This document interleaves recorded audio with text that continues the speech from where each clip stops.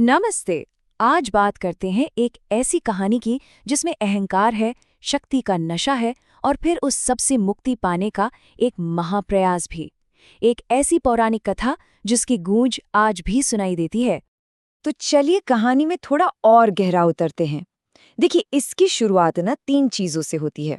एक ऋषि का जबरदस्त क्रोध, एक राजा का अटूट अहंकार और इन दोनों के टकराने से पैदा हुआ एक ऐसा श्राप जिसने देवताओं से उनका सब कुछ छीन लिया।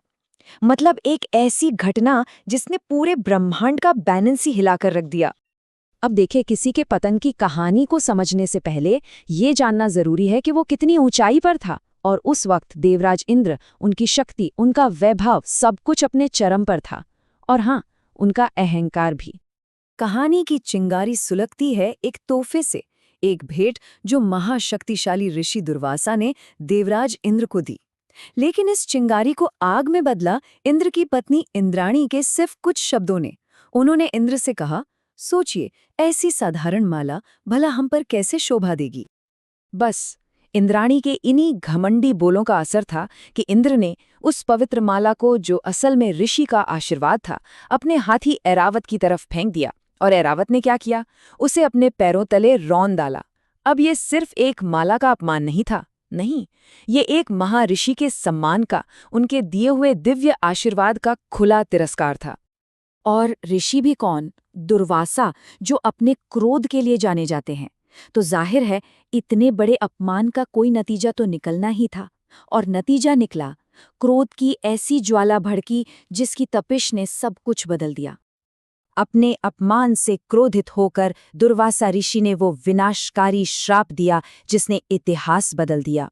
उन्होंने साफ साफ कहा कि जैसे ये माला गिरी है, वैसे ही तुम और तुम्हारे सारे देवता अपनी पूरी धन संपदा के साथ स्वर्ग से नीचे गिरोगे। तो मतलब ये श्राप सिर्फ एक सजा नहीं थी, नहीं, ये तो कह सकते हैं कि पूरे ब्रह्मांड की पावर डायनामिक्स को रीसेट करने जैसा था। एक झटके में सब कुछ बदल गया। शक्ति का पलड़ा पूरी तरह से पलट चुका था। और इस श्राप का असर, अरे, लगभग फौरन दिखने लगा। देवता शक्तिहीन होने लगे, उनका तेज जाने लगा। और जैसे ही ये हुआ, एक पावर वैक्यूम बन गया, जिसे भरने के लिए कौन तैयार बैठा था? उनके सबसे पुराने दुश्मन, असुर। और इस बार वो पहले से कहीं ज्यादा ताकत के साथ तैयार थे। ये बदलाव कितना बड़ा था, वो यहाँ साफ दिखता है।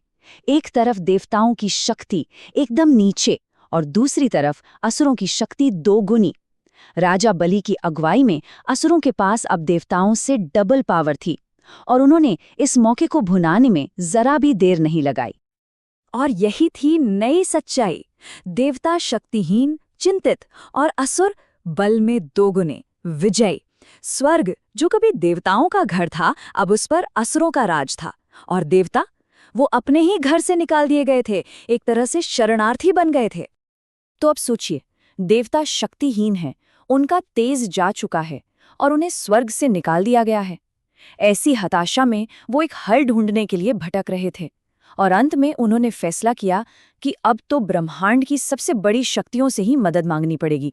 और इसी उम्मीद में शुरू होती है उनकी यात्रा, जो उन्हें त्रिदेवों तक ले जाती है। पहले सृष्टिकर्ता ब्रह्मा, फिर संरक्षक विष्णु और आखिर में भगवान शिव। और पता है, हर पड़ाव पर उन्हें अपनी गलती का, अपनी असलियत का एक गहरा एहसास होता है। एक ऐसी सच्चाई जिसे वो शायद सत्ता के नशे में कहीं भूल ही गए थे। हर दरवाजे पर उन्हें एक कड़वा सबक मिला। ब्रह्मा जी की सभा में उन्हें बताया गया कि ये सब उनके अपने कर्मों का फल है। उन्होंने विलासिता में अपने कर्तव्य भुला दिए थे। फिर विष्णु जी के पास पहुंचे तो उन्होंने समस्या को माना, लेकिन कहा कि इसका हल कहीं और मिलेगा। और वहीं से उन्हें रास्ता दिखाया गया कैलाश पर्वत का, महादेव के पास, उनकी आखिरी उम्मीद। और आखिरकार महादेव के सामने पहुंचकर ही उन्हें समझ में आता है कि समस्या कितनी बड़ी है। और वहीं पर उन्हें इस समस्या का एकमात्र हल भी मिलता है, एक ऐसा हल जो सुनने में ही नामुमकिन लगता था। महादेव ने उन्हें एक बड़ी तस्वीर दिखाई, एक कॉस्मिक पर्सपेक्टिव। उन्होंने समझाया कि जो अन्याय आज तुम्हारे साथ हो रहा है, वो कभी असुरों के साथ भी हुआ था। तो अब जो न्याय होगा, वो दोनों के अधिकारों को ध्यान में रखकर होगा।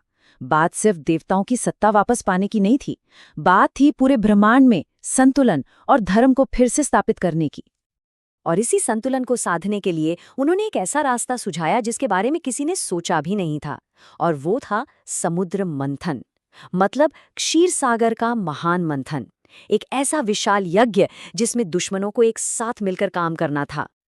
अब सोचिए जरा, ये प्लान कितना बड़ा और कितना मुश्किल था। देवता और असुर जो एक दूसरे के खून के प्यासे थे, उन्हें मिलकर काम करना था। उन्हें पूरे ब्रह्मांडीय महासागर को मथना था ताकि अमृत निकल सके और देवताओं को उनकी अमरता वापस मिल सके। और हाँ, जो भी खजाना निकलेगा वो दोनों में बराबर बंटेगा। ये सिर्फ ताकत की परीक्षा नहीं थी, ये धैर्य की, विश्वास की और सहयोग की सबसे बड़ी परीक्षा थी। लेकिन यहाँ एक बहुत बड़ा सवाल था। सबसे बड़ी मुश्किल समुद्र को मथना नहीं था, नहीं, सबसे बड़ी चुनौती थी असुरों को मनाना।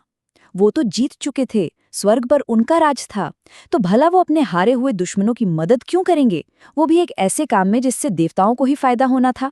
उन्हें ऐसा क्या लालच दिया जाएगा कि वो मान जाएं? और यही सवाल हमें पौराणिक कथाओं की सबसे बड़ी और सबसे रोमांचक घटनाओं में से एक की दहलीज पर लाकर खड़ा कर देता है। क्या ये जानी दुश्मन अपनी दुश्मनी भुलाकर एक साथ आ पाएंगे? क्या वो मिलकर ब्रह्मांड का ये सबसे बड़ा यज्ञ पूरा कर पाएंगे? खैर, कहानी तो अभी बस शुरू हुई है।